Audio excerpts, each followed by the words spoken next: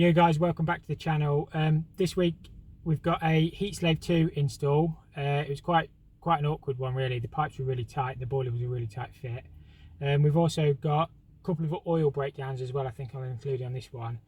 I've had quite a few oil breakdowns this week, but a lot of them have been in school, so obviously I've not filmed anything there. So yeah, thank you for watching, hope you enjoy, and yeah, I'll see you in the video.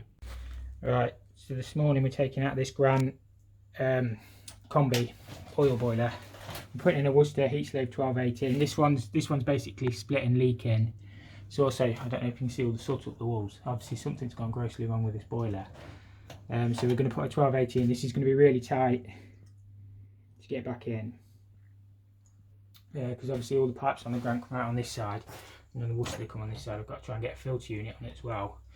Obviously condense is there, goes into this cupboard. So that's on the other side on the Worcester, I think. So it's going to be a tight one. Obviously we're going to flue. We're not going out the top this time, we're going to go out the side. So all I've done so far is drained it, tried to strip as much weight off as I can, because obviously they are heavy boiler. So that's today's job anyway, try and get this beast in.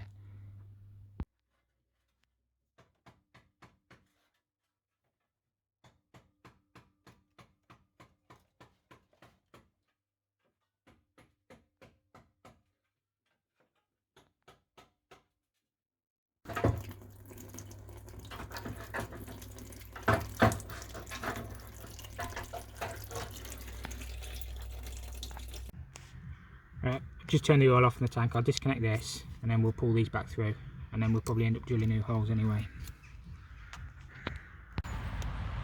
Right guys, a quick tip with oil: always use a brass insert when connecting onto your lines.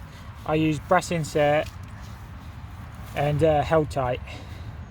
This stuff, keep this stuff separate in your van, because when it goes everywhere it makes a right mess of your toolbox. So keep that one separate. So pretty much you can't use a pipe cutter because you won't get the insert in, you have to use a hacksaw. So always use that. It's off-take regulation now. You must use an insert when tightening onto compression joints on your oil line. So I've just got this flue release now. I've just got to drag this beast out. I'm going to get my wheels out and then I can look at the pipe work. I don't know where the filter's going to go and how I'm going to do the condense yet. I might have to come behind and then back in. Obviously we're going to flue out the right hand side this time. We're not going to go up as high, but obviously we need to put a terminal guard on it. Obviously I'll have to make good the brickwork and the plasterwork inside. So I'll get this dragged out and then we should be good to have a look at the pipework and stuff. We've got a new fire valve and stuff like that to go on. So right, so we've got it all drained down now. We just need to cut these pipes off. It's a good time to obviously label them up. So obviously we've got, that's the heating return, heating flow. I'd imagine the one with the service valve will be the cold. We could trace it back anyway, and that'll be the hot. And then obviously we've got PRV, so pretty much the same as a gas boiler really. Obviously you've got your flow and returns, hot and cold, so it's the same as a gas combi really. Obviously that's the flue, but that'll be coming out, and we're fluing through the side on the new one. So yeah, we get these cut off and then we can get the beast out then. So I'm just draining the last threads out of the boiler. I've got all the pipes cut off, remove the oil lines from that side, condense out this side, so hopefully the whole lot will just slide forward. I'm going to get my wheels under it. They are always awkward, to be fair, these. I don't know how much they weigh, but getting on to close to 200 kilograms I think. So that flue I'll leave in for the time being. So I'll get the new flue out the side. I just need to sort of get the new boiler sat in so I can work out where all the pipes are going. I think it was the main heat exchange that's leaked on this. I'm not too sure where it's leaked, but all the baffles have been wet through. So that's probably why it was sooting, because it had been affecting the combustion. So it's probably definitely needed a replacement. So it's all wet through inside. I know we've probably spilled a little bit when we've drained, but all these have been soaking. So we'll rip it out anyway and put a new one in. Obviously the boiler's had a few issues. Not too sure what's been leaking on it, but obviously it won't very good. So that's why we're changing it. It's just a nightmare getting these out, to be honest with you. Right, so I've got the beast removed now. I've just had a good wet back of the floor and everything. Put a new dust sheet down. So we've got heating this side. I think we're gonna have to move them across. Hot and cold's PRV. These are obviously the wires. Obviously we've got power in and the start. Bonding for the oil. So oil line might have to come through the back now. I'll have a look, see how much room I've got. Condenser will have to reroute, and then flue out that side. So yeah, I'll get the boiler in. It's just starting to rain, so I need to get it in now, and then we'll have a look at the pipework. So these are the new pipework connections on the new boiler. Obviously we've got flow, domestic hot water, cold, and then return. So I'm thinking I might be able to sneak the boiler inside, sneak the filter inside the boiler. We'll have a look. Obviously the oil line comes in on this right hand side on this one, so I might take it on the outside and then back in. That's obviously PRV. And then flue, I'm going to flue out the right hand side, I think. But we'll have to move these heating pipes across. I don't know quite how I'm going to do it. Probably chop them in the wall, bring them out, and then get them on the left hand side so it lines up for the new Worcester. So got the flue hole all cord now. Just altering these flow returns behind, so I've had to chop them in. That's going to be the return. I'm going to try and get the filter on here somehow. We've obviously got to put a shock arrestor and a cow mag, but they might have to go underneath the sink because you're just struggling for room. Obviously I've got to get a fill loop on here as well. So yeah, I sweated that one off, soldered that piece in, just got the flow to do. Bring them round, and then hopefully just got the condenser to chop in around the back then, and then we should be getting there. Hopefully I can get the boiler position then. This is quite an awkward job, to be fair. I've managed to chop all these in. I'll try and get some tape on them to protect them, but to be fair they're not touching the brickwork. They're basically coming into this area here to connect on to them pipes over there. So I've chopped them all across, just got the condenser to chop in around the back. Just got to watch these other pipes, and then hopefully the boiler will sit flush back and be in line with the front of the units then. That's my plan anyway. It's just super awkward. That pipe's probably leaning a bit, but it's just how it is. So I'm just getting the cold water back on now so the customer can flush the toilets, and then we'll get the boiler position then. Right, I've got my boiler all in position now. Got the condenser connected up down that side. I did that one first because they are always awkward to get in. So what I'm thinking, I'm going to try and get the filter behind here, alter this again. Now I've got it sat in, so obviously the filter will sit inside the boiler hopefully. I'll probably get the flue in next. Got the hole done, and then just basically work all these pipes in. It's going to be quite tight, but as I say, the cow mag and the shock arrestor probably have to go under the sink because I'm just not going to have room to get them all in here. Obviously I'm limited for space. You can only work with what you've got. Obviously this is how it is, this is real life. So I'll probably do the flue, then the filter, and then get these hot and colds connected in. Right, this filter's proving tricky. That was my first solution, but I think what I'm going to do is go get a micro one of the Worcester mini ones, because that's going to stick out above the boiler, which I'm not very happy with. Obviously that's my return on the boiler. I was going to use long street elbow, but the filter would stick out up here. I mean, that's worst case scenario if I can't get anything else, but I'll get everything else piped up and then phone the suppliers and see what they've got. So yeah, I'm really not happy with that, but it is what it is. Sometimes you can only do your best. But hopefully, as I say, hopefully a mini one, I should be able to work it in here, and then the lid will go on. You should be able to get the filter then. But that's my cold all in. I've got a valve down there so you can isolate it. It's quite hard to see. It gets a little bit tight in here. Got a double check valve on the cold mains so we can put a fill loop on here into the return. So just got to get the hot in next, which is down here. PRV is going to be awkward. Should just about get it in, and then just the flow, and then sort this filter out. But it's always awkward. Right, that's my hot and cold connected in, so I'm going to turn the water back on, make sure I've got no leaks. As I say, I'm going to put the shock arrestor and the cow mag underneath that sink because I've literally got no room in here whatsoever for anything else. So hot and cold, I'll turn the water back on this butterfly valve down here, make sure we've got no leaks, and then I'll connect the flow and return up then.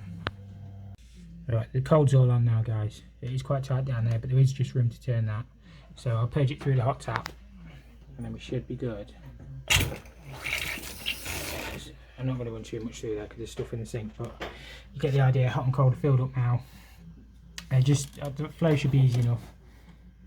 And then I don't know what I'm going to do with this filter yet. I'm still thinking, pondering. Alright, the flow pipe's got to come up and then back down, but you should be able to bleed the air through the fill loop. I know it's not ideal having the fill loop on the flow, but we're just too tight for room. So we've got it on the cold and then going on the flow. It shouldn't make that much difference. It's just obviously really awkward for room. this filter, I'm not really going to be very happy with it, but obviously I want to try and get the tenant some heating and some hot water back on for tonight. So I'm going to temporarily do it like this, and then I'm going to get a different filter to try and get it lower. Obviously I'm not going to cut the boiler top case. Obviously I'm not going to be happy with that, but it's literally the best I can do with what I've got for today. So I'm just going to link that in, fill it up. I've just got the PRV to connect up, and then get the tenant some heating and hot water. It's the same old story, you know, they're going to say they're cold and all this. So not that they've had a boiler for weeks anyway, but I just get it in the next. So that's what I'm going to do, right or wrong, and then I'm going to get a different filter and come back and put that on when I get a few minutes.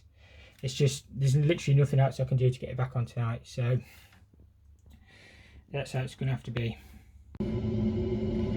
I've just stuck it up now. We've obviously got our terminal guard on the flue. We're well away from any openings. I know I've got that one to brick up yet on the outside, but anything below 2 metres you need a terminal guard on. Obviously I've sand and cemented behind there as well. I probably can't flick it back now. Get my fingers stuck. Got the evidence. I should have filmed it, but sand and cemented up behind the flue. So anything below 2 metres you need a terminal guard, whether it's gas or oil. But obviously oil, you need greater distances to openings. I think it's 600, but always refer to manufacturer's instructions. It's normally double what you need on gas. Right, the inside's all skimmed up. There's not too much I can do with all the soot on the walls. It's just how it is. Obviously the old boiler was so sooty. You can see everywhere in here how bad the walls are. Obviously try to wipe them down. Obviously the whole wall's going to need redecorating. Right guys, just been asked to attend site to oil boiler fault. Both of them are locking out, so it normally means one thing. It normally means they've run out of oil. So I'm going to go check the tank now. Obviously we've got tiger loops on these. I've been doing oil boiler faults all week, we've all been in school, so it's the first one I've really been able to show you. This one actually has lit up now, but it's possibly that we're getting low on oil. So I'll go and check the tanks. We'll have a look. Obviously we've got 2 Firebirds, I think these are. We'll have a look, see what the crack is. Not got a lot of space here because we're a bit boxed in, but we'll have a look. Don't know if you guys can see that, but this left hand one I think I'm going to switch off. We've obviously got products of combustion leaking out there. Condense trap. They've changed these are solid now. These condense traps, because these melt, but we're going to switch this one off and have a look what's going on with this. That don't look right to me. This one on the right is running, so I wonder whether they've run out of oil, but I'm too sure what's going on with that. I think this one's had the new condense trap put on. They changed it to metal. Obviously that's still got the plastic going on. But we'll have a look. See, that shouldn't be coming out there like that. Right, so this right hand boiler is actually working now. Just had a word with one of the managers and he said they've had a delivery of oil. So it could be that that's what, obviously it's probably run out of oil, they've had a delivery and it just needed resetting. Sometimes you have to bleed it through, but this one's gone. So I just need to have a look at why this one's leaking out this right hand side, and then we should be able to set this back up. You're probably getting ready for a service, but I've not got time to do it today. But I'll check the combustion on it. It's a little bit sooty on there. Sometimes these Firebirds do soot a little bit. So we'll have a look, see why this is leaking, set it back up, get some heating back on, and then we'll book it in for a service another day. I'll just quickly show you inside here. So these are your baffles. You should have gloves on. These deflect your heat, and at the bottom you've got your secondary. So it's quite sooty, this one. I've not got time to service it all today, but it does need to go service this. And obviously condense straps at the bottom, so you'd have to pull all these out, clean all this crap off, then put them all back. You should wear gloves. I can't be bothered to go back to the van and get any, but as I say, that's where your burner bolts on, in there. It's just a Riello. Not sure which model this is. It's just the RDB 4.2. It's a standard burner, blast tube, control box, photo cell. Photo cell should just pull out. Sometimes hard to do one-handed. Past oil pump around that side. So yeah, as I say, I'll find out why this is leaking on this side. Might need a new seal. Bolt it back in. We'll check the combustion on it, make sure it's safe, and then we'll book it in for a service. This is your photo cell, guys. Just be careful, because they make two different ones now. They make the analog one and the digital one. They both look the same apart from the end's different, so you just want to change them like for like. I can't remember which way around it they are off the top of my head, but one's got a black lens, one's got a clear. So one's analog, one's digital. I'll try and find out which one's which. I can't just quite remember. Okay guys, what we've actually got here is two oil tanks. That one does basically the opposite way around, it turns out. So this one's empty, got no oil. So I have to get this one filled up, and that does the left-hand boiler in there inside, and that one's got oil. That's the one we've got working. It confused me a little bit. I didn't realise that I've got two tanks. But yeah, always check your oil supply. So that one, I'll have to tell them to get some oil, and then we'll bleed that one through. But at least they've got one boiler going now. And as I say, we'll come back and service it when they've got some more oil. Right, so this is the boiler that's got no oil. I didn't realise it was two tanks. So one tank does this boiler, one tank does that boiler. This one's got oil and it is working. So I'm going to tell them to get some oil. We'll book these in for a service, and we'll come drag the oil through and then service it at the same time, I think. So at least they've got some heat now. So yeah, that's the best I can do. It's an easy job really. It was just that I didn't realise they'd got two tanks.